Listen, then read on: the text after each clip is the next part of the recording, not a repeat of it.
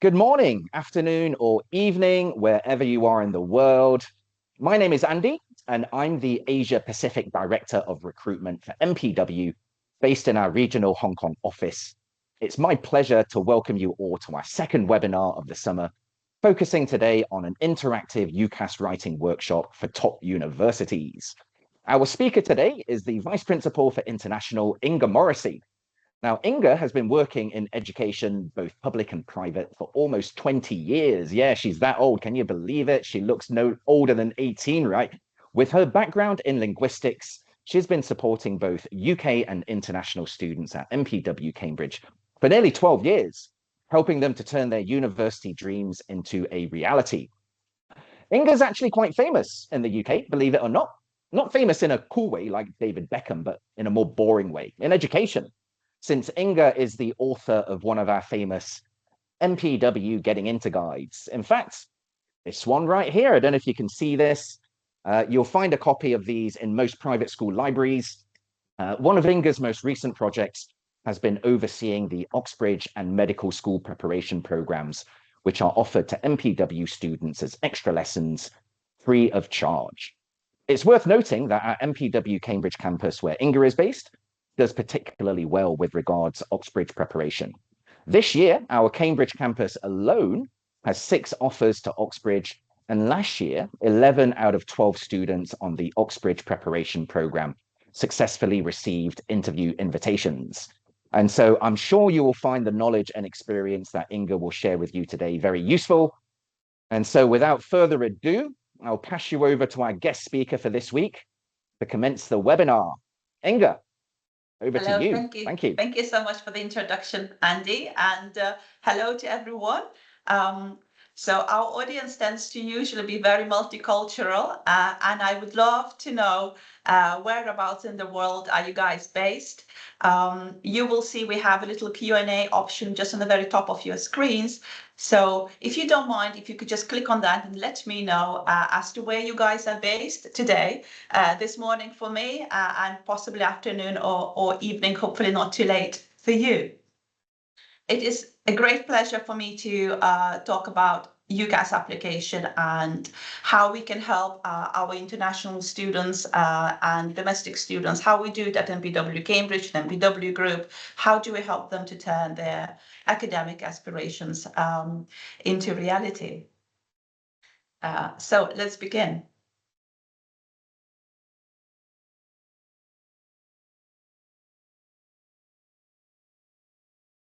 So what we're going to look at with you today is how does UCAS work? How can we stand out as a top UCAS applicant? And we will also do a little Oxbridge quiz with you at the end. If you guys do have any questions as we go along, please just pop them into Q&A, and there will be an opportunity at the end as well of my session to raise the questions that you guys have and address them as well. So UCAS and how it all works.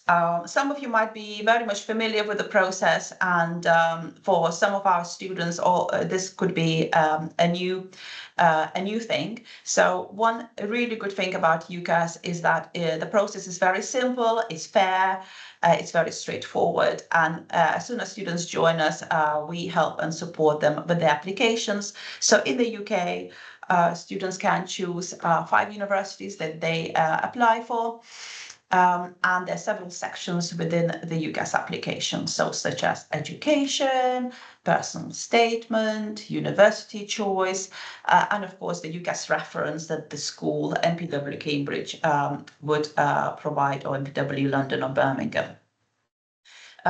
We need to know about some of the key dates. You may or may not know this. So for Oxbridge and medical applications, the deadline is 15th of October, so it's an early application deadline. But for most undergraduate UK applications, that is 29th of January next academic year. So this is the time frame that we would be working towards with our students. One of the changes that UCAS have introduced, and again, you may know this already, is a change to personal statement. So for the upcoming academic year, this will be the first time that our students write a different style to a personal statement, and it has become a little bit more structured. So specifically, there are 3 questions that the admission tutors would like our students to answer, and you will be able to see that on the screen. The first question is, why do you want to study this course? So they would like candidates to really think deeply about their choice.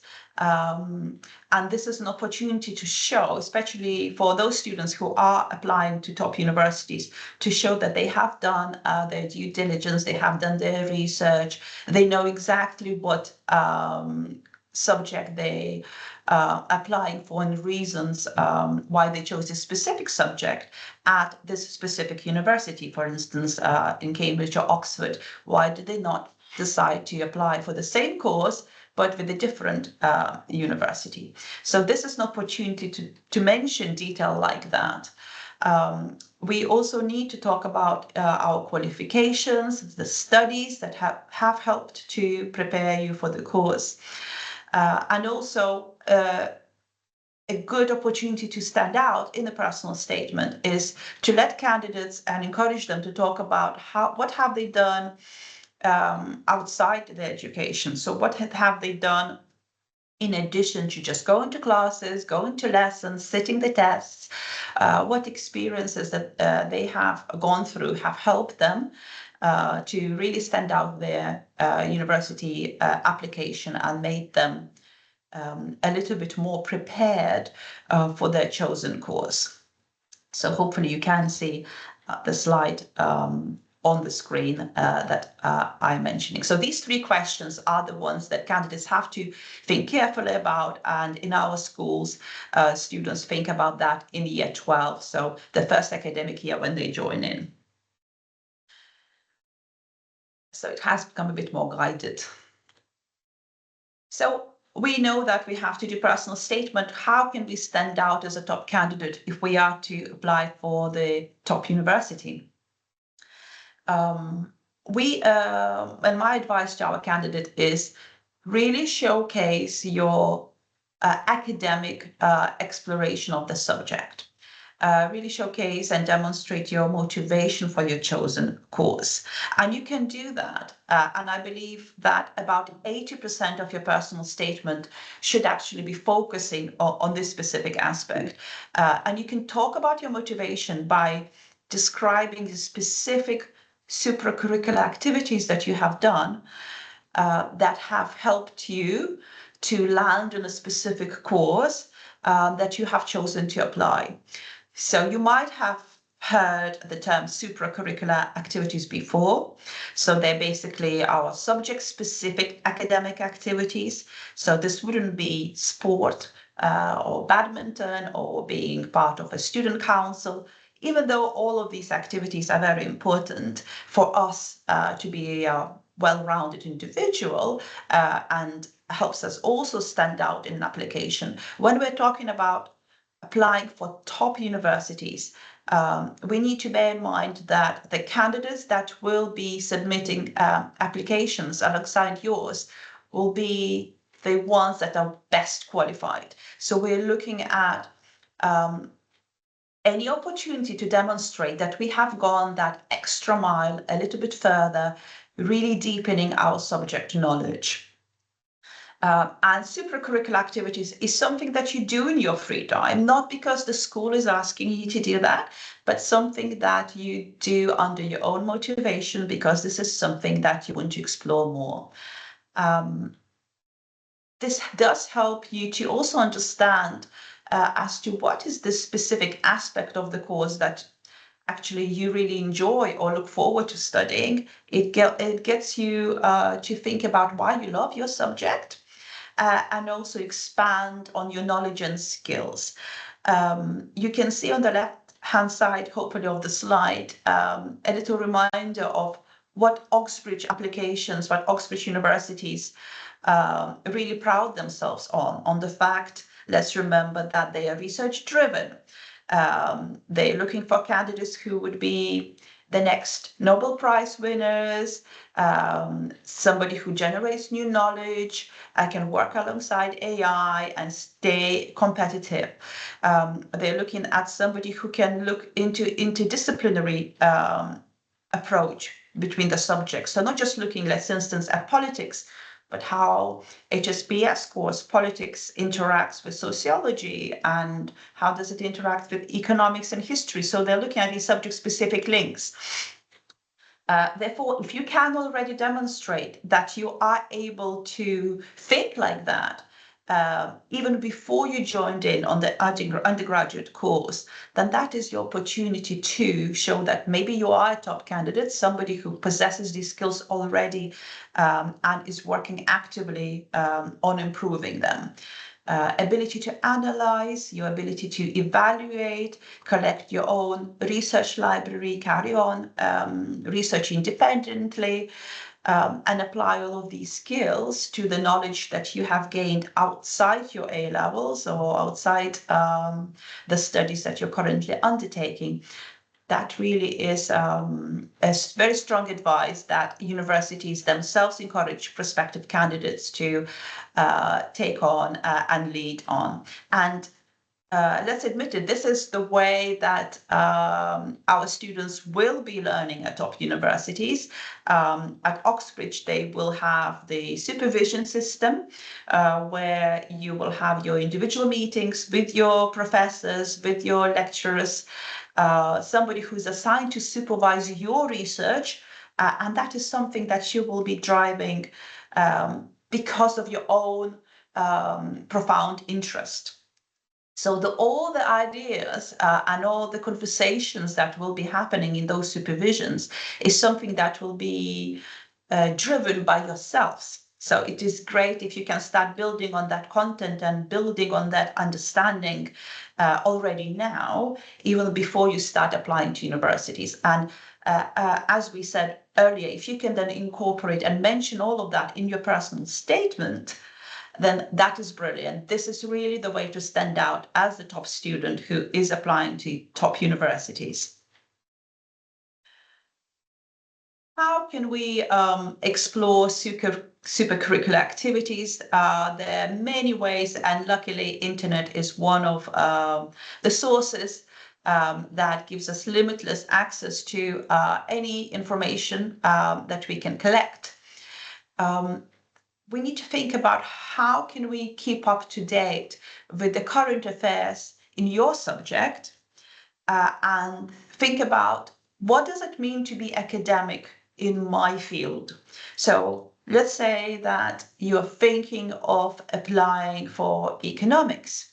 Then what are the current issues, what are the current affairs that current economists are facing, that they're discussing? So it's keeping up to date and not just being familiar with these ideas, that would be the baseline, just being aware of what is happening, but also being in a position to bring in your own perspective on what is happening and demonstrating to the admission tutors that you do possess the skill of critically evaluating what you're reading, critically analyzing what you have come across, and draw your own conclusions based on what you have seen. So an excellent way to keep up with being academic in your field is through doing wider reading. Again, this is something that you will do outside your lessons, outside your studies. So have a look at university web pages, for instance, because often you will see that they have reading lists for year one students, for instance. So you can even go ahead and have a look. Okay, if I was to apply for this university, this is the recommended reading list that I should look at. So maybe choose an article, choose a book, and kind of start familiarizing yourself already now before you apply to give you that source of content to bring that into your personal statement as well, and into your interview indeed, and we will talk about that in a moment as well. So being up to date with what is happening with the subject in your field right now, and being able to bring in your own perspective on everything that you read and you've come across. Great way also to do that if you don't enjoy reading. Well, how about podcasts and videos? So you can do again that in your free time. You can be multitasking at the same time. Have a look at Oxford University podcast. I have some suggestions here on my slide. Have a look at Cambridge University YouTube channels. HE Plus is an excellent source. I couldn't recommend that strongly enough. This was actually created and written by Cambridge students and academics as well. So ample amount of information for you to familiarize yourself with and also select something that will help you to explore your subject further and helps you to understand where it is that your deep interest in your subject lies exactly in. So what is it, which aspect of economics or which aspect of law that you're particularly drawn to? And you can do that only really through that wide exploration that you do outside your A-level course. Also, don't forget that we have so many opportunities to complete online courses like subject master classes, webinars, open lectures. So be proactive, have a go and see what else is available there to deepen your subject knowledge.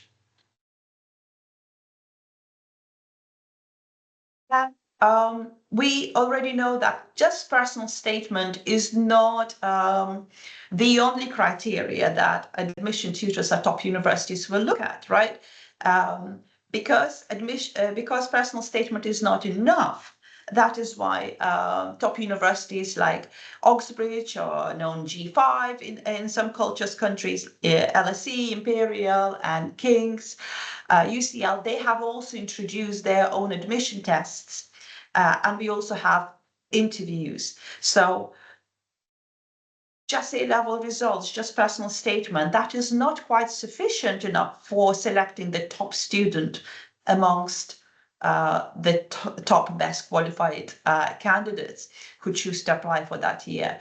So we also need to do our due diligence and carefully research the entry requirements for the course that you're applying for. So an example of natural sciences here, for instance, if you click on the course that you are interested in, that will take you straight away to the overall overview of the course. And also, as you can see, hopefully on the left side of my slide, there's always an entry requirement. So when you click on the entry requirement, that will take you through as to not just the A-level results that you have to achieve, but also the specific admission test that you are expected to sit. They will also say whether or not interview is part of the selection process. And of course, for Oxbridge it is. And we will talk about that in more detail in a moment. When it comes to admission tests, they change, unfortunately, quite a lot. So, for instance, the admission test for natural sciences at Cambridge University is now replaced by ESAT, which is engineering and science admission test. So it is very important, as I said earlier, to do your research, to know exactly what it is that you need to be ready for. And for the tests like ESAT, TMUA, which is your mathematics undergraduate admission test, or TARA, this is a test that has been introduced for the next academic cycle by UCL. And this is a new thing, new not just for our college, but for everybody in the world. So for instance, for computer science, for UCL, if you choose to apply next academic year, you will be required to take the TARA test. And that is what we always support and guide our candidates on in our school, making sure that they're fully prepared for the admission tests. And as I said, this preparation It's never too early to start, to begin. We usually start working on that in year 12, when candidates know exactly what course they're applying for, which admission test they'll have to sit for their academic cycle, and then the preparation starts in small groups on a one-on-one basis. So it really depends on the course. I can imagine that TARA, TMUA, and ESAT, the three courses are going to be very popular in our school because a lot of candidates choose to apply to top universities. So this is the tests that they need to be prepared for. And it is something that they have to register for themselves. And they do that at a center that the university admission tests describes on their official website. So that is a process that we shouldn't neglect. That is part of the process of applying to top universities that is very important to be aware of, and do everything necessary to be able to perform as a top candidate in the admission test as well. And when I say as a top candidate, I really mean better than an average candidate applying for that academic year, because admission test results is an indication, and it is a step in a selection process that will help admission tutors to choose candidates who have performed better in admission tests, but perhaps whose UCAS predicted grades are all the same. So majority of candidates applying for top universities, their UCAS predicted grades will be A's and A stars.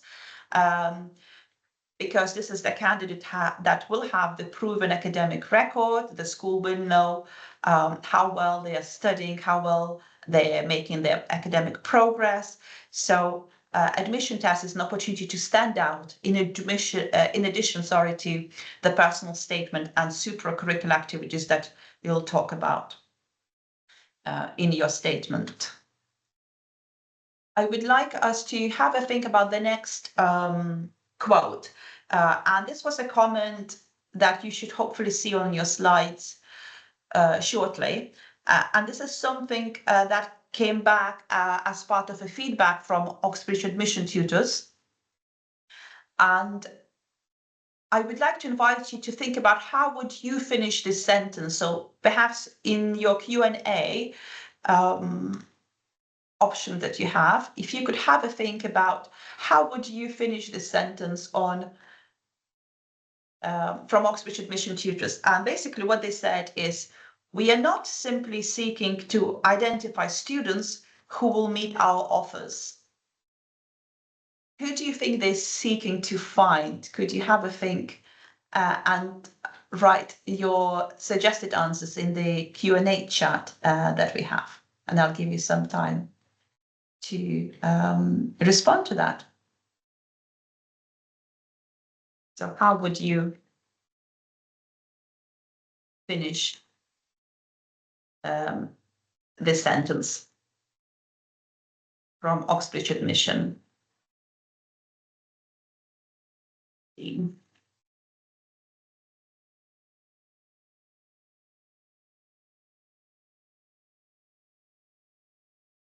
So Q&A should be just on the tops of your screen. So we're not simply seeking to identify students who meet our offers.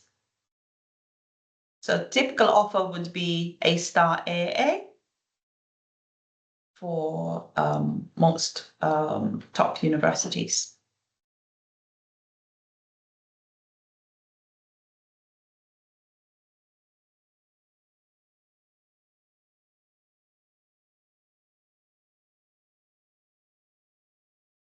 So have a go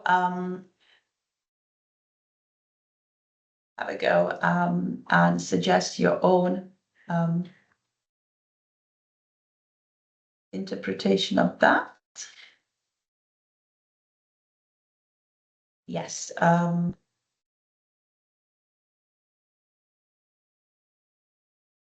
Very, very good. I can see some responses. Exactly. We're looking for the most promising students from amongst those who will do so. So majority of candidates who will apply to top universities, they will be securing the grades. And that is just a fact. They will be getting those A stars, they will be getting the A's. But of course, the tricky part, the job that admission tutors for top universities have to do, is to choose the candidates who are in certain ways a little bit better in comparison. And so that is why we have the admission tests, and that is why we have the interview stage during the selection process. Thank you. You should shortly see the slide on the Oxbridge acceptance rate. And if I could ask you to, again, pop in the chat what you think is an average success rate for Oxbridge applications. And then we'll talk a little bit more about the Oxbridge acceptance rates at MPW, and also how we specifically help and prepare candidates who choose to apply for and to make Oxbridge applications.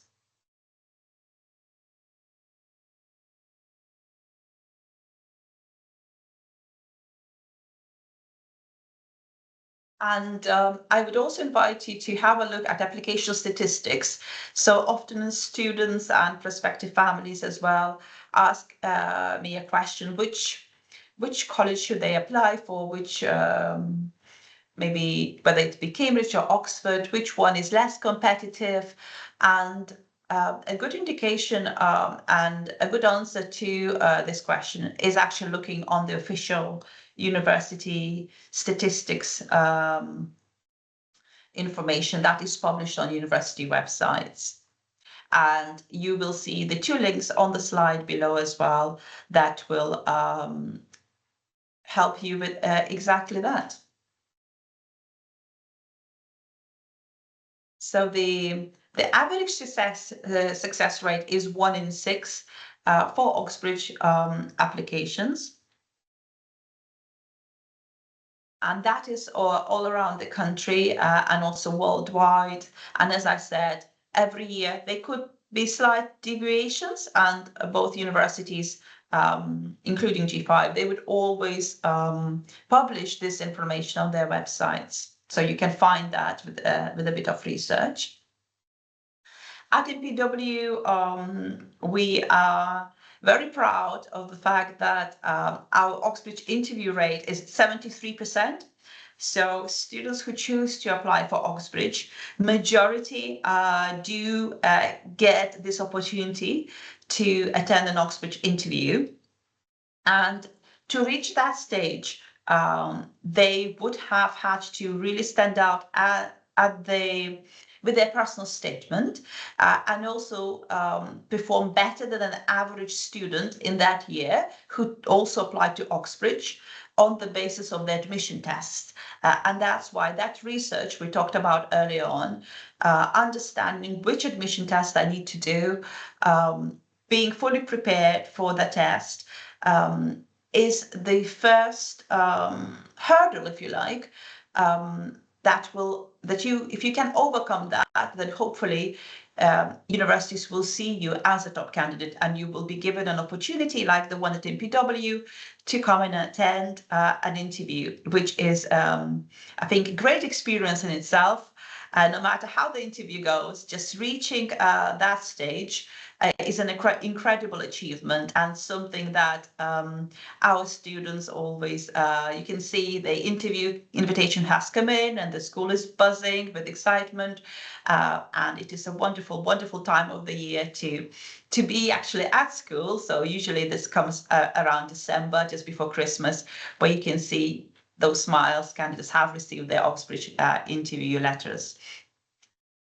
And then the Oxbridge offer rate is 80%. So amongst the candidates who did go in for an interview, not all of them would get offers, of course, not 100%, because just 16% is an average success rate. Let's remember that.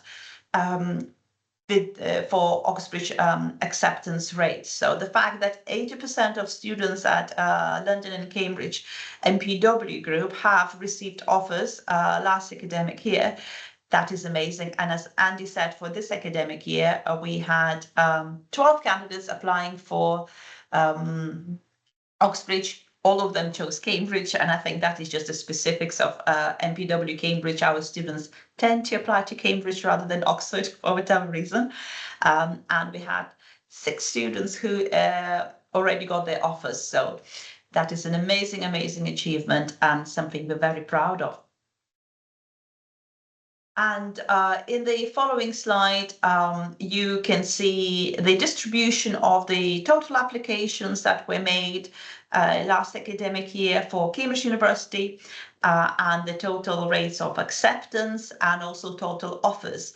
So as I earlier mentioned, often students want to ask a question, okay, Inga, which university I apply, Cambridge, Oxford? So we talk a little bit about that.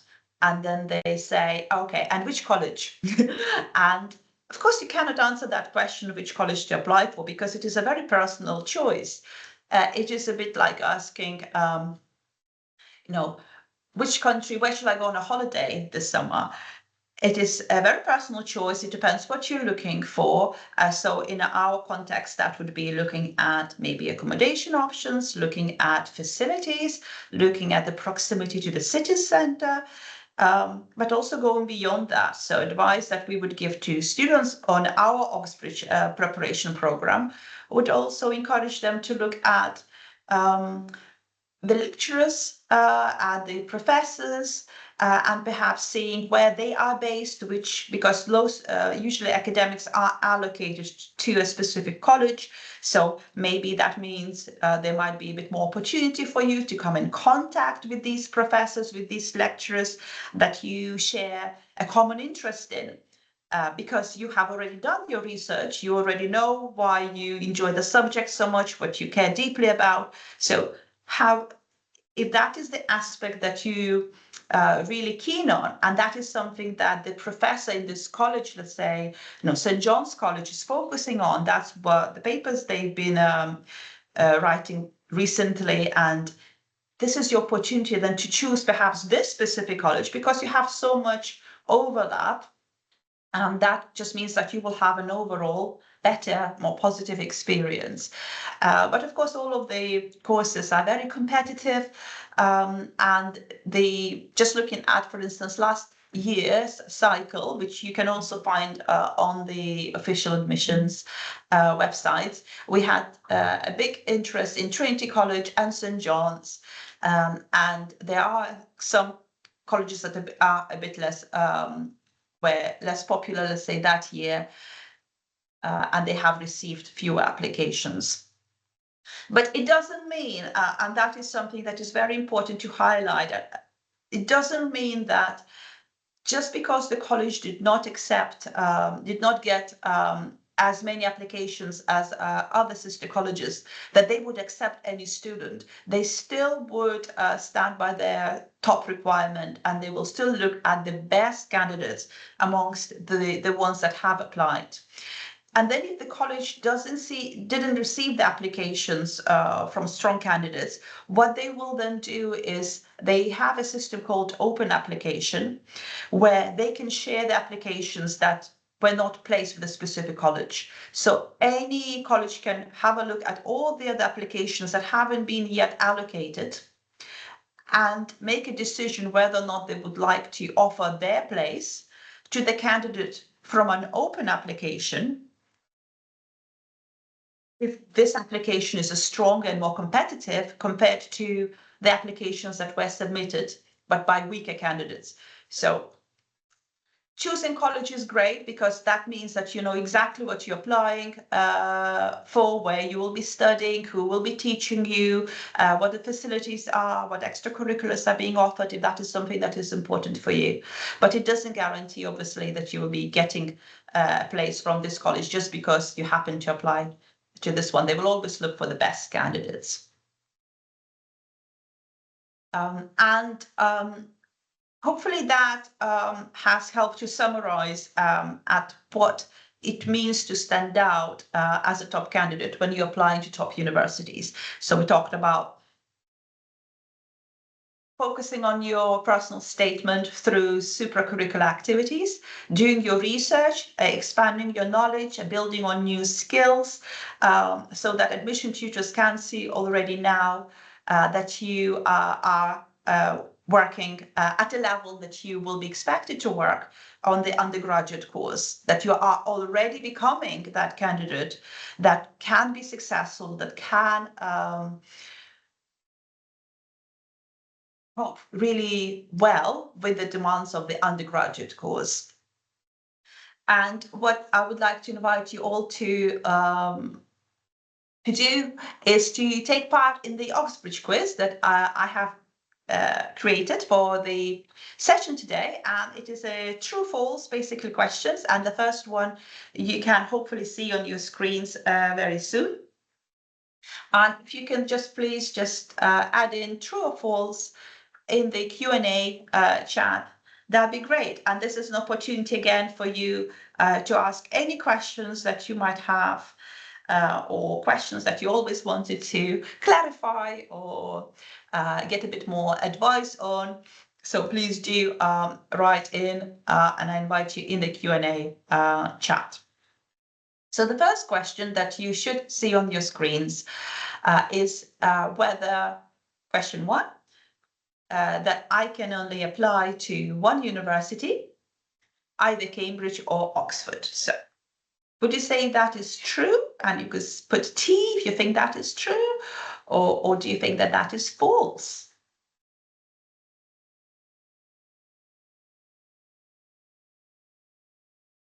So T for true and F for false.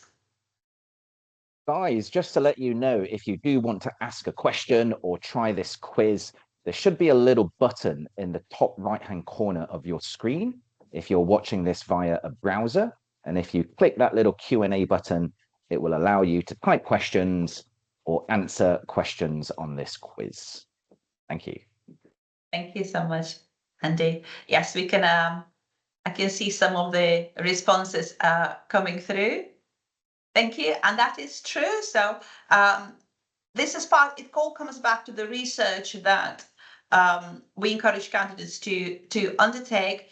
Research a specific course you'd like to apply, and whether you would prefer to do that at Cambridge or whether you prefer to do it at Oxford, but you can only choose one, because obviously both universities operate at a very similar level, at the same level, pretty much. Depends which statistics you check and compare, but you have to make a decision on which university you apply for first. And once you've made that, then you can choose the course.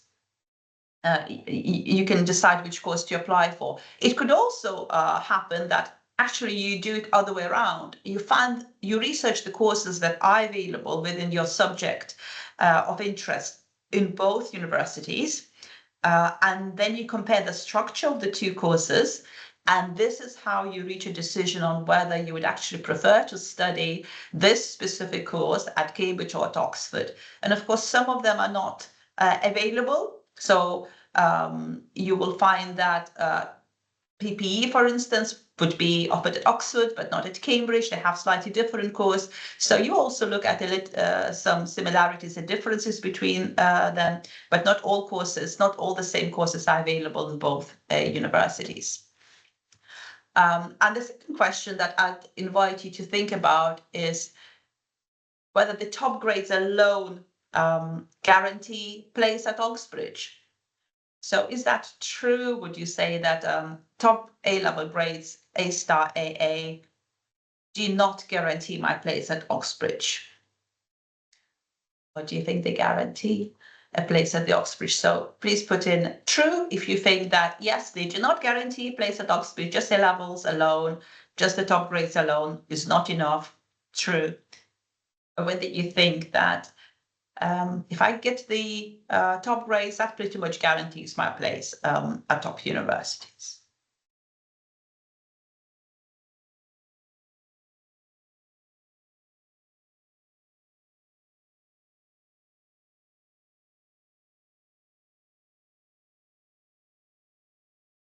And some of the responses I can see coming through.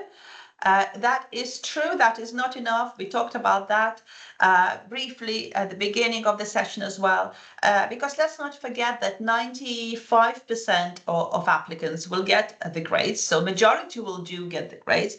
And of course, the question then is, okay, so how do we select the top students who we would enjoy teaching on this specific course?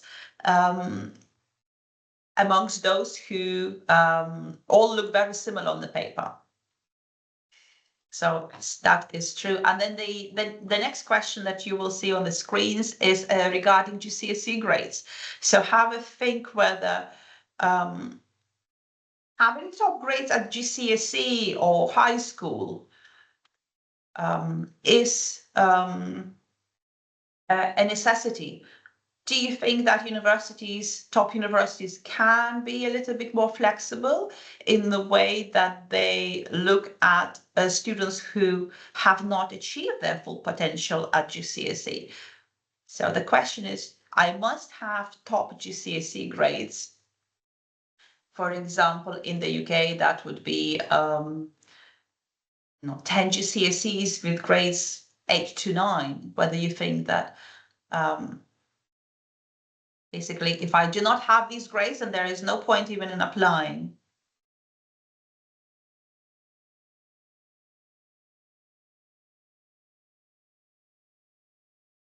Actually, it is false. And I think to a certain extent, it's really reassuring. And I think it should be like that. Universities will look at the candidate as a whole. So they will consider contextualized background for the application. So for instance, if a candidate had dealt with something within their family, or maybe the war broke out in their country and they had to move countries and the whole family had to move out, or whether they were caring for somebody in the family, or maybe they were hospitalized for a considerable amount of time throughout their GCSE. So it is very reassuring to know that universities will always give the contextualized consideration to any application, and that is an opportunity for them to keep all the applications as being fairly treated.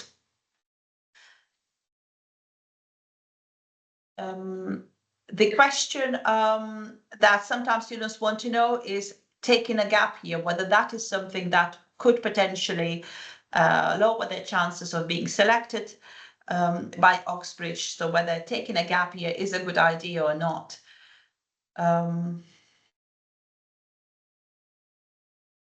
And whether you can make a deferred application. So whether it is okay to take a gap year, but whether you think that is true or false.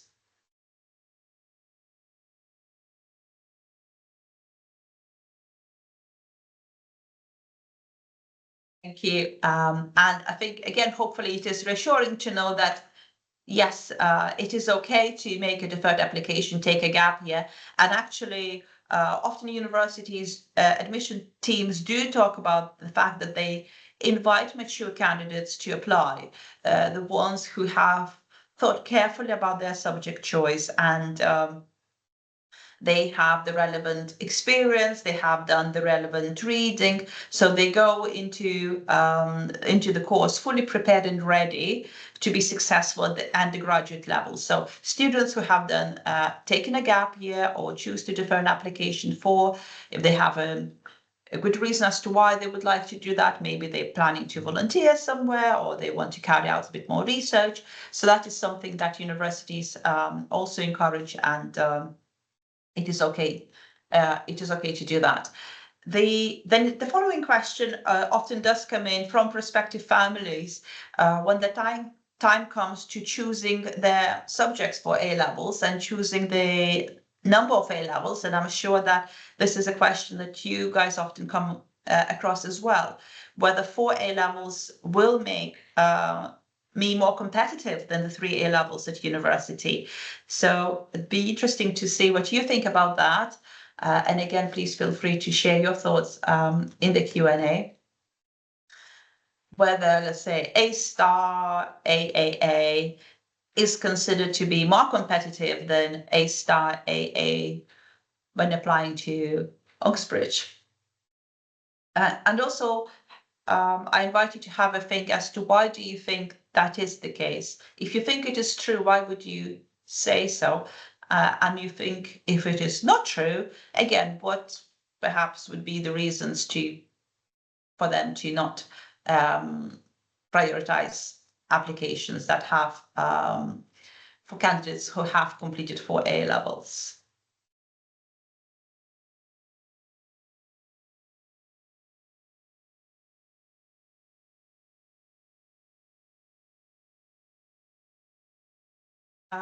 And actually, the 99% of the time, the answer is false. And that is because majority of candidates who do apply for Oxbridge will be coming in from the state sector. So usually 93% on average of applicants come from the state sector.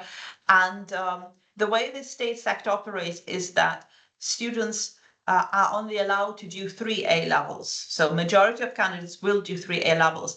Therefore, if the Oxbridge were to prioritize candidates as a standalone requirement that the 4 A levels is better in any way than 3 A levels, then they would disadvantage the majority of candidates who are not in a position to complete 4 A levels. The exception does apply, however, to candidates who are doing double maths. So, and you can also see this specifically mentioned on university entry requirements and web pages. Often candidates who just do single maths A level, it is just too easy for them, it isn't challenging. And that's why majority of candidates would actually pick up a double maths because they're so good in maths, they need to carry on challenging themselves further. And therefore the double maths would be a good exception where 4 A levels would be an average, shall we say, the average number of subjects that students would be applying with. And therefore, to remain competitive, double maths is something that for that specific subject just makes sense.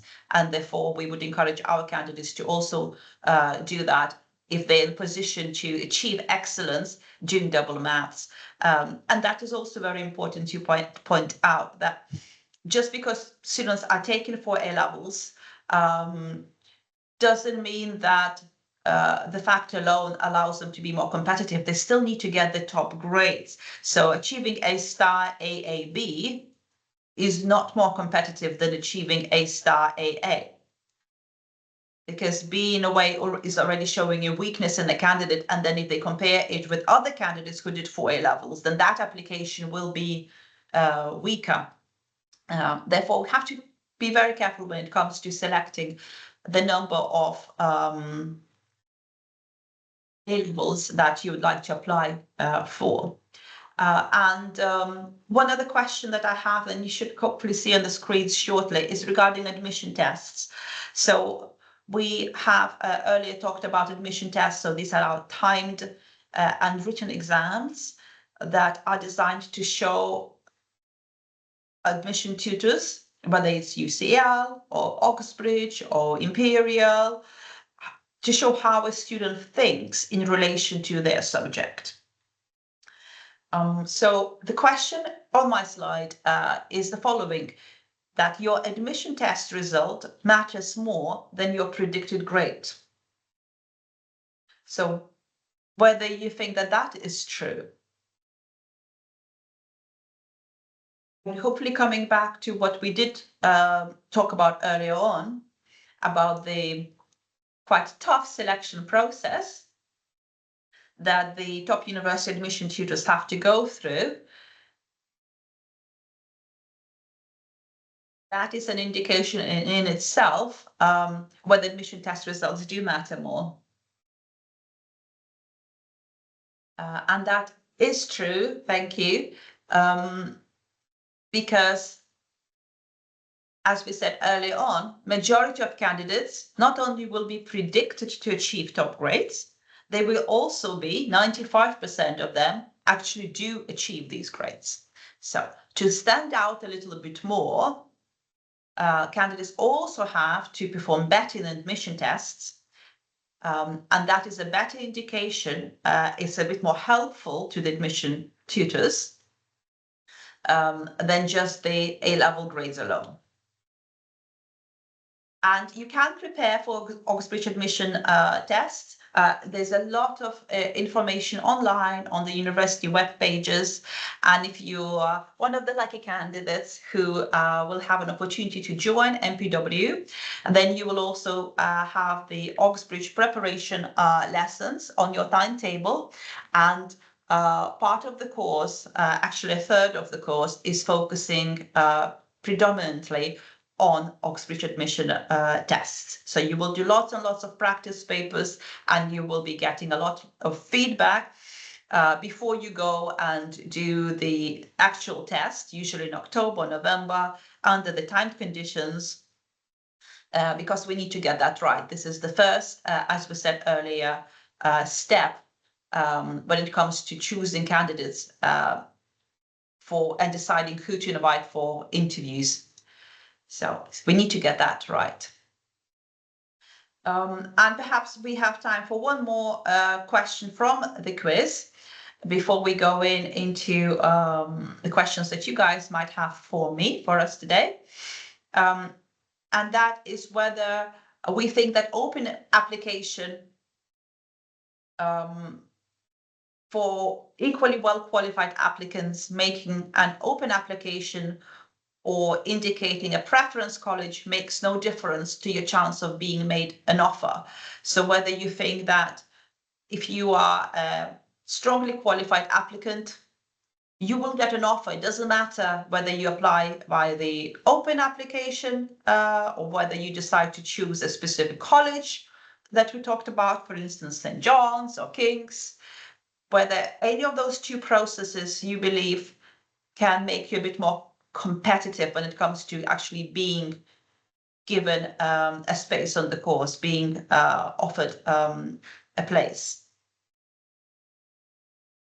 And to help you answer that question as well, I would like to give a bit more information on the open applications. So if those of you who are not familiar, basically open applications for any college are applicants that are allocated to colleges, specific colleges that in that year receive fewer applications per place in the subject than the average number across colleges. So basically, if you choose to apply via the open application, then the system will take care of that, and the system will allocate your application to the colleges who have received that year fewer applications, and you will be considered as a potential candidate for that specific college. So it'll be up to them then to make a decision whether or not they would like to offer you a place. And hopefully, again, reassuringly, the answer is true.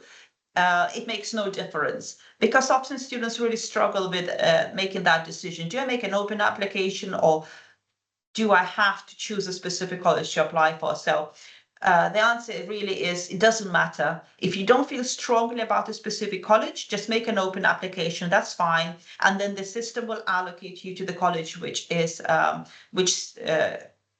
that year received fewer applications. On the other hand, if you feel strongly about a specific college you'd like to apply for, because of all the reasons we mentioned earlier, then why don't you do that? Because then you know exactly the sort of college you will be in. You like the environment, you like the facilities, you like the academic provision there. So yeah, just go for that. Go with your gut feeling.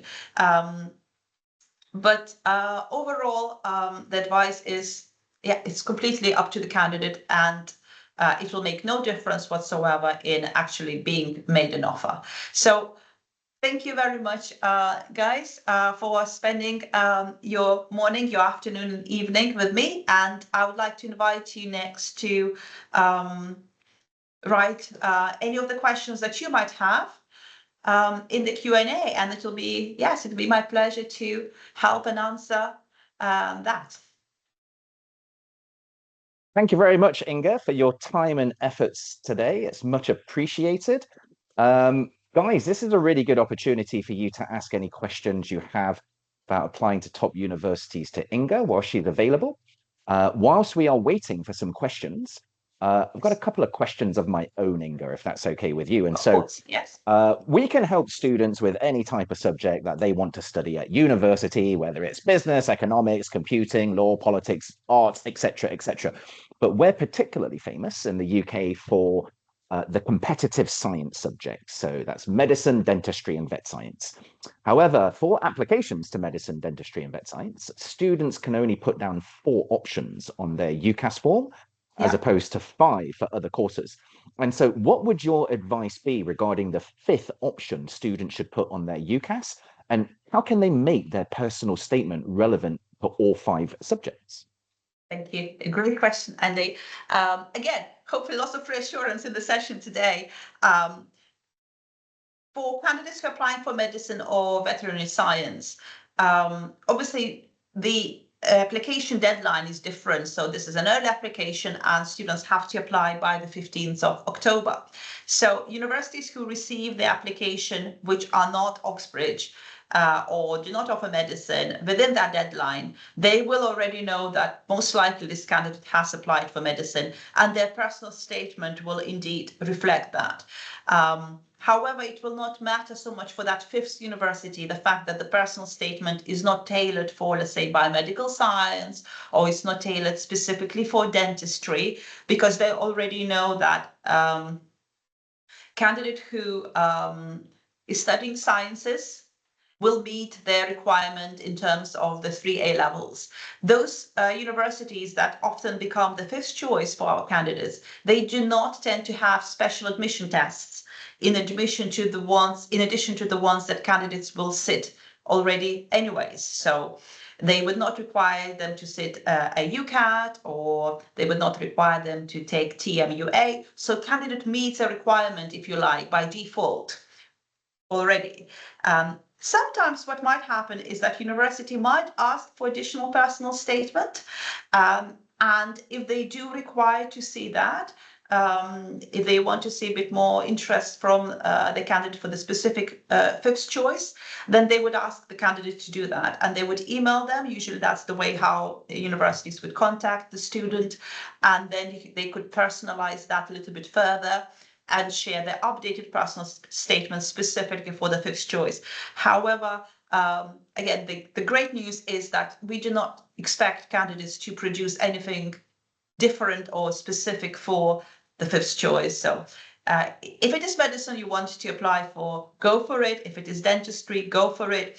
And everything that you will talk about in your personal statement about your subject exploration, which hopefully will be 80% of the personal statement, about the love for science, about the recent research, all of that great knowledge and evidence of the newly developed skills will also be applicable by default to the 5th choice.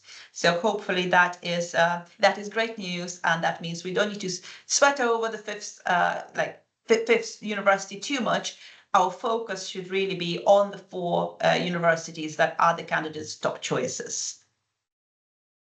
Thank you very much, Inga. So we've got a question from Chibi, and Chibi is asking, does Oxbridge recognize Chinese as an A-level subject? Are there any subjects that top universities do not recognize or respect? And so, what are your thoughts on this? Yes, again, a very good question. And we could expand that a bit further by saying not just specific subject Chinese, but any, let's say, native language. So in our college, we have students, obviously 50% domestic and 50% international. And just within international alone, we have 43 nationalities. So lots of native languages that students often would like to sit and take, as often they're forced A-level.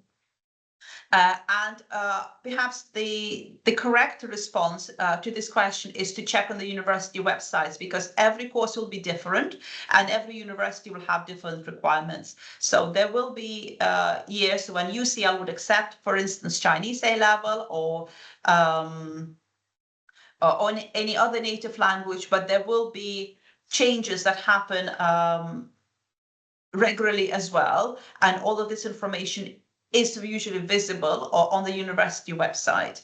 I would not personally recommend native language as one of the 3 A levels, but I would certainly advise a stronger candidate to consider doing the fourth A-level in a native language if this is something that they feel would make them a little bit more competitive.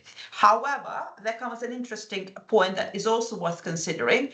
If we do make a UCAS application on the basis of 4 A-levels, then we need to understand that the offer will also be based on the 4 A-levels. And what often can happen is that candidates, because A-levels have become more challenging, they have become more complex, as the exams are approaching, candidates might feel that they're getting a little bit more stressed, those who are doing 4 A-levels compared to the ones who are doing 3 A-levels, because they have more to deal with, more to absorb. And if you have declared that you have 4 A-levels, your offer will be based on those 4 grades. So you almost like you have to get the 4 grades in that case. You cannot just drop the subject unless there is a very valid reason as to why a university have approved that. So everything is worth considering carefully, and this is where the personal tutor role for me comes in. I think becomes so dominant, because this is the time where we can sit down with the candidate and really discuss all of these little questions that they might have coming through their mind as to how can they stand out as a top candidate and how can they make their application a bit more competitive. Yes, hopefully, if they do decide to join MPW, hopefully MPW Cambridge, then it will be a pleasure to support them with making these decisions and research that carefully. Thank you. Also, I just want to apologize because I understand some of you are having technical problems. You're trying to ask Inga a question, but there's some issues with you posting a question via Teams. We're investigating this now. So sorry for the problems. However, Inga, if you would be so kind as to perhaps type your email address into the Q&A chat box. If any of you guys do have a question that you can't ask today, you can just email Inga directly. Inga's a very, very nice lady. I can vouch for that myself, and she will be happy to answer any questions that you may email her. It's almost like a one-to-one tuition session, right? With just Inga, so special. And so, yeah, apologies for the technical problems. One more question from me, Inga. Okay, so certainly at least in Asia, it's very popular for students to study a subject such as business, economics, finance at university. And so a lot of students, when choosing their A-levels, if choosing 3, they will often choose maths, business, and economics as their 3 subjects. What's your opinion on studying business and economics as 2 of their options? Do you think that's okay for top universities, or do you think it's too similar for top universities? Yes, no, definitely. We would advise candidates to not to do that. They are too similar. And what we're looking for candidates who are applying for top universities is the range of skills that they can demonstrate they already possess. So we would always advise candidates to do maths and economics and something different. So that could be computer science or science if they can. I think that would be a bulletproof combination to have chemistry, maths, and economics. This is a broad combination that allows candidates to apply for pretty much any course. So mathematics, science, and one of the essay-based subjects. So we're looking for diversity of the skills, ability, and demonstration that the candidate can cope with not just mathematical elements of the course, not just the elements of the course that have a lot overlap and a lot in common, but also the ones that are very, very different and require a different way of thinking and analyzing.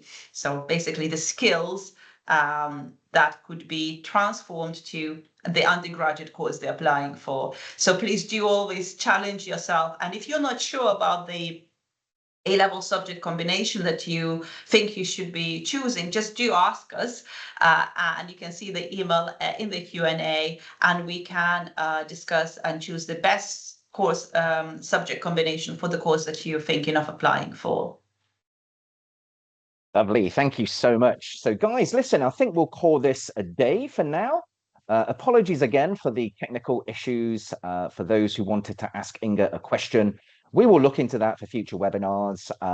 But please do note Inga has uploaded her email address into the Q&A section if you can actually access that section. And so feel free to send her an email if you do have any questions related to the webinar today. Inga, thank you so much for taking the time to chat today. Thank you to the audience for taking the time to listen and attend this webinar. Hope you all have a great day. I hope you found it useful. Thank you very much indeed. Take care. Andy, take care, everyone. Bye. Thank you. Bye-bye.